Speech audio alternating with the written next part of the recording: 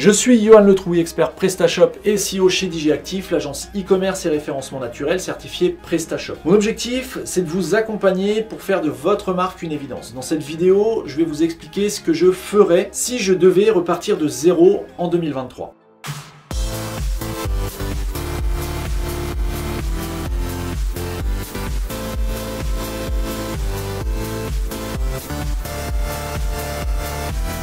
Ça fait plus de 15 ans que je gagne de l'argent sur le web. Alors évidemment, les choses ont bien changé entre mes débuts en 2004-2005 et aujourd'hui 2023. De la même façon, si je perdais tout mon argent et que je devais repartir de zéro pour faire un e-commerce fructueux, je referais absolument pas ce que je faisais en 2005. D'une part, parce que le web, et plus particulièrement le e-commerce, a largement évolué. On gagne plus aussi facilement en 2023 qu'au début des années 2000. Donc si je devais repartir de zéro aujourd'hui, je commencerais par travailler en intérim, où je me débrouillerais pour trouver un job alimentaire afin de commencer à mettre un peu d'argent de côté. En parallèle, je commencerai à regarder les tendances de ce qui se vend en France, mais aussi et surtout dans les autres pays. Quand un Français parle de e-commerce, on a tendance à penser franco-français. Ça signifie qu'on a tendance à oublier que la vente en ligne n'a pas de limite ni de frontières. Alors évidemment, c'est plus facile de vendre en France quand on parle français et qu'on est d'origine française, mais il faut bien se rendre compte qu'à l'échelle du monde, la France est une goutte d'eau. Il faut bien se rendre compte qu'au niveau mondial, les deux langues les plus imposantes en termes de marché sont l'anglais et l'espagnol. Si le marché anglophone nous paraît évident, on oublie très souvent le marché hispanique. Alors quand je dis hispanique, je ne parle pas uniquement de l'Espagne et de ce qui gravite autour. Je parle aussi de tous les pays d'Amérique du Sud. Et là, ça commence à faire vraiment beaucoup de monde. Donc soit je regarderai ce qui cartonne aux États-Unis et en Amérique latine et j'essaierai de voir si ça peut marcher en France, soit je regarderai pour vendre un produit directement aux pays anglophones ou aux pays qui parlent l'espagnol. Ensuite, vient la question de savoir comment trouver un bon produit à vendre.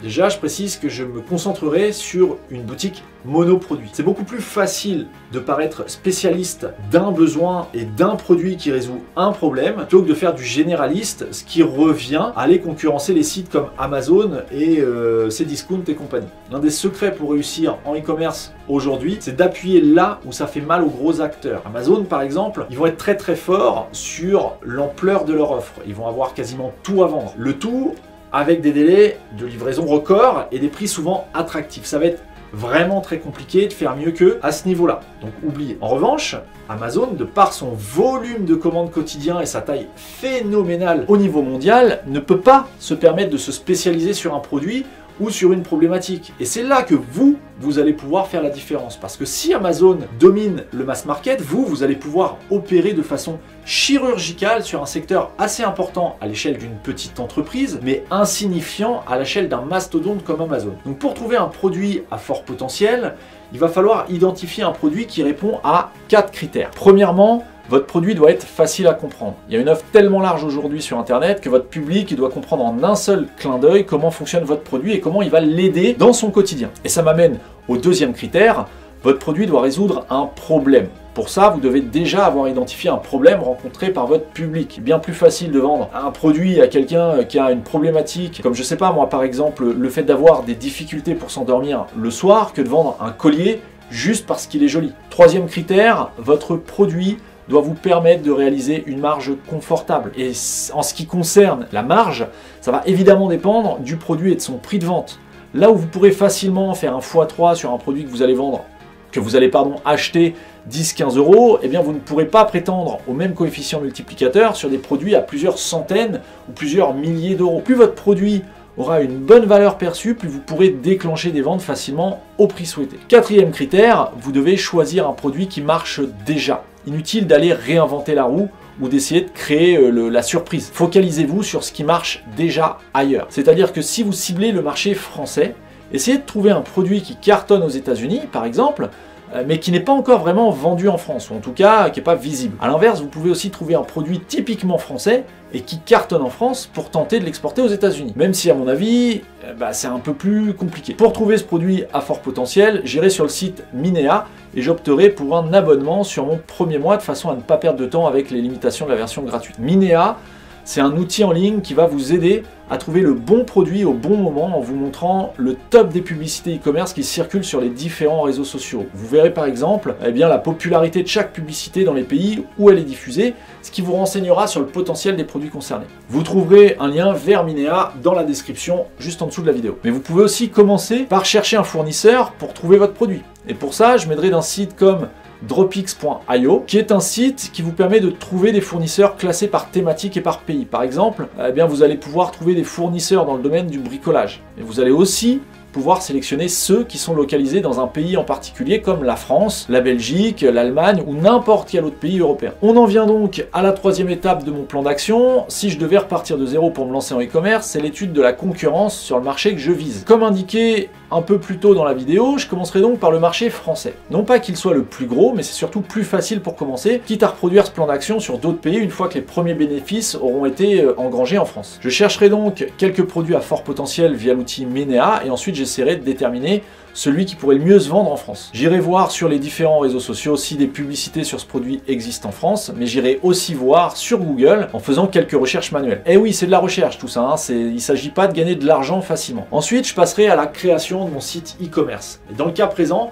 je ne ferai pas appel à un prestataire parce que j'ai les connaissances nécessaires, mais si je ne les avais pas, j'essaierai de me former pour créer ma boutique en ligne tout seul. Évidemment, j'utiliserai le CMS PrestaShop pour toutes les raisons déjà évoquées dans d'autres vidéos, notamment parce que ça me permettrait d'être propriétaire de mon site et de ne pas avoir à payer un abonnement pour l'utiliser. Je fais ce choix pour sa facilité d'installation et sa simplicité d'utilisation du CMS PrestaShop. Toujours concernant le site, je ne me prendrai pas la tête à essayer d'avoir un site joli, tout simplement parce que c'est très subjectif. Je me contenterai du thème standard de PrestaShop qui est actif quand on installe la boutique. Certains diront qu'il est moche, mais comme je viens de le dire, c'est très subjectif, mais surtout il fonctionne très bien et est très simple d'utilisation. En ce qui concerne l'hébergement, je partirai sur un VPS pour Virtual Private Server, mais surtout pas sur un hébergement mutualisé ou un hébergement dédié. D'une part parce que le dédié, ça serait bien trop cher, et d'autre part parce qu'un hébergement mutualisé, quel que soit l'hébergeur, ne permet pas vraiment d'avoir un site performant, surtout en termes de vitesse. En termes de coût, je partirai sur une offre VPS entre 15 et 50 € par mois, grand maximum. Là encore, ayant les connaissances nécessaires pour faire tourner un VPS, je me débrouillerai par moi-même. Mais si j'avais aucune connaissance, j'essaierai de passer par un prestataire en m'assurant qu'il ne me refourgue pas un hébergement mutualisé. Enfin, on arrive à la dernière étape de mon plan d'action, c'est l'acquisition de clients. Là, je distinguerai deux types d'acquisition. D'une part, l'acquisition court terme, et d'autre part l'acquisition long terme. Pour le court terme, je réaliserai moi-même des vidéos promotionnelles de mon produit en mettant en avant le problème qu'il résout. Pour ça, je m'inspirais fortement de ce que j'aurais pu trouver sur le site Minea en ajoutant ma touche personnelle. Évidemment, on n'allait pas reproduire ce que les autres ont déjà fait. Je ferai aussi tester le produit à mon entourage et je leur demanderai un témoignage en vidéo que je pourrais réutiliser comme vidéo promotionnelle, soit sur mon site, soit pour des publicités. Je me créerai un compte sur différents réseaux sociaux, dont TikTok, Pinterest et Instagram, et je publierai régulièrement mes vidéos sur TikTok principalement, tout simplement parce que c'est le dernier réseau à la mode et que en général ça cartonne. À vous d'être ingénieux pour trouver des idées de publication qui peuvent intéresser votre public. Pourquoi pas par exemple, en fonction de la visibilité de mes vidéos, j'essaierai de faire un peu de publicité sur les différents réseaux sociaux. Pour ça je me formerai, car pour le coup je suis pas spécialiste du sujet.